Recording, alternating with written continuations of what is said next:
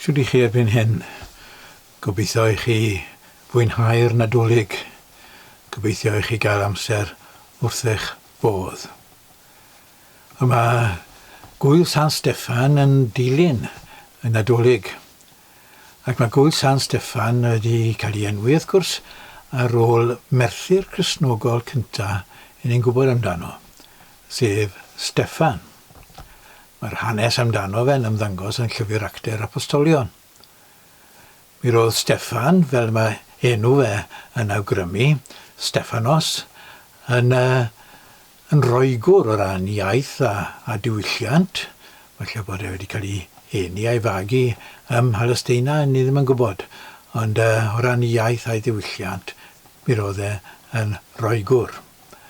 Ac mi roedd e wedi dod yn Gristion, ac oedd e wedi cael ei anrhydeddu gan yr eglwys gynnar honno trwy gael ei ddyrchafu i fod yn ddiacon, ymhlith y diaconiad cyntaf. 7 ohonyn nhw yn cael ei dewis gan yr apostolion i fod yn arweinwyr ar yr eglwysi lleol. Ac mi roedd Steffan yn un o'r rheini. Felly Groegwr wedi cael cryn dipyn o addysg yn y ffydd Iddewig fel ni'n gallu deall, oedd Steffan yn broselit Iddewig o bosib, ynddo fe. Ond fe ddaeth e yn Gristion. Ac wedi dod yn Gristion, mae e'n dod i sylweddoli bod Duw yn gweithredu mewn modd arbennig iawn ym mherson Iesu o Nazareth. A bod Iesu yn ei rôl arbennig fel yr ymgnadoliad o'r dwyfol, bod Iesu wedyn ni yn cyflwyno Duw i'r byd. A'r hyn y mae Iesu yn ei ddweud yw'r hyn sydd yn rheoli bywyd Steffan. Nawr, oedd gan Steffan ddim o'r Testament Newydd, wrth gwrs, oedd ganddo fe ddim o Lyfr Actau'r Apostolion, felly mi roedd e'n dibynnu ar yr Hen Testament, yr hyn i ni'n adnabod fel yr Hen Testament, ac ar storiau oedd yn cael eu hadrodd yn yr eglwys yn Jerusalem ac mewn mannau eraill yn y cyfnod cynhara hwnnw. Ac mae'n amlwg fod yr hyn oedd yn cael ei ddweud yn y storiau hyn yn mawrygu y person Iesu o Nazareth mewn modd rhyfeddol. Fel yma Steffan yn gwneud yn ei anerchiad wrth gwrs, a nath ei roi e mewn dŵr twym dychryn, fel bod y bobl yn mynd i wlybyddio fe. Mae e yn dweud i fod e'n gweld Iesu fel un yn dod o ddiwrth Dduw, fel mab Duw. Nawr, mae Steffan yn ei anerchiad yn cythryddo yr Iddewon. Pobl Jerusalem hynny yw. Mae rhaid ni gofio hynny, bobl Judea oedd y rhain, nid cythryddo'r genedl Iddewig yn gymaint a phobl y sefydliad, oherwydd yr hyn y mae e'n gwneud yn ei anerchiad, a'r hyn y mae e'n arwen ato, yw y ffaith i fod yn ferniadol o'r deml.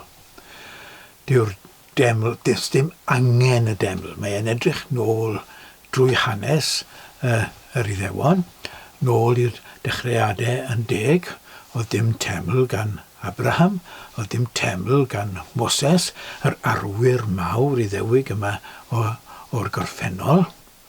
Does dim angen teml ar Dduw i breswylio ynddo, nawr o dweud y pethau hyn yn gwbl ddychrynllyd yng ngolwg yr awdurdodau.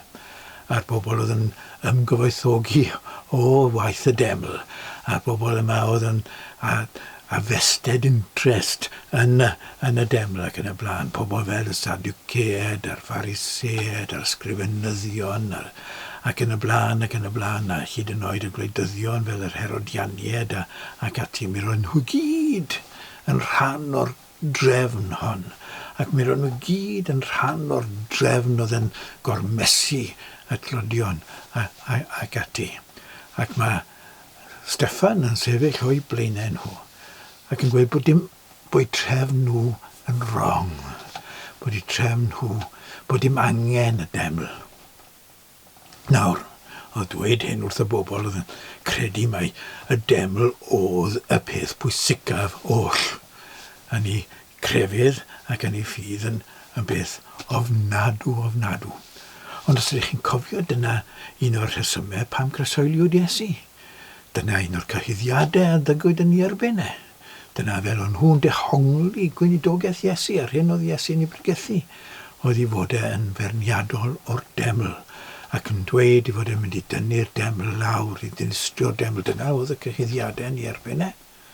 Bod e'n mynd i ddinistrio'r deml ac ati.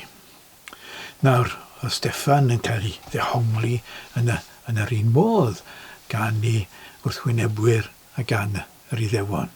A gwrandwch ar ran o'r anerchiad. Mae'r anerchiad llawer i hir i ddarllen nawr, ond fe garen i ddarllen rhan o'r darn clo o anerchiad neu bregeth Steffan, just cyn iddyn nhw i labyddio fe a'i ladd e.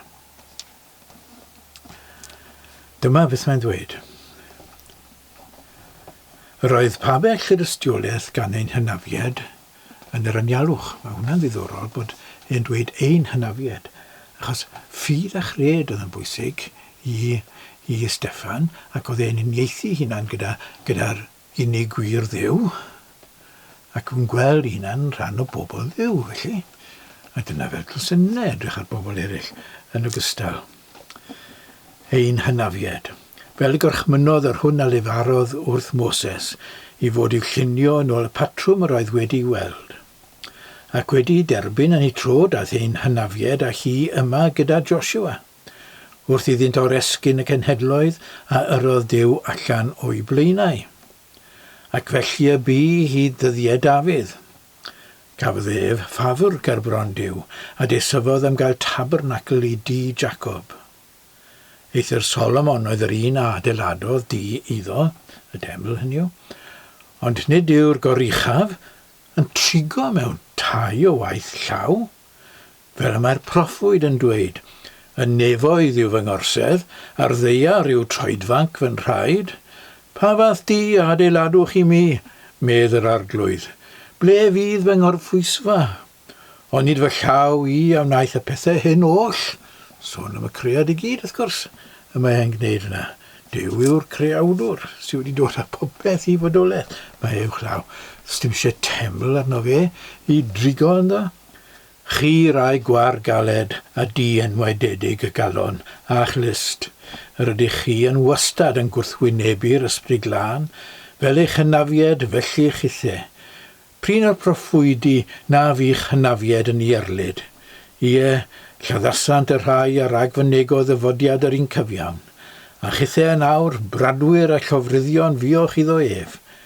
Chi y rhai a dderbyniodd y gyfraith yn ôl cyfarwyddi'r angylion, ac eto ni chadawsoch mohoni.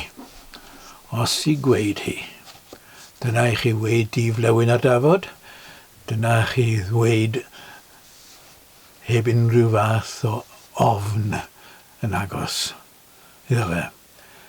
Chi, y bobl yma, wedi bradychu Duw. Wedi bradychu. Chi wedi lladd yr un cyfiawn. Chi wedi lladd yr un sydd yn dangos Duw i'r byd. Chi bobl sefydliad hon. Mae'r sefydliad hon yn llwgwr.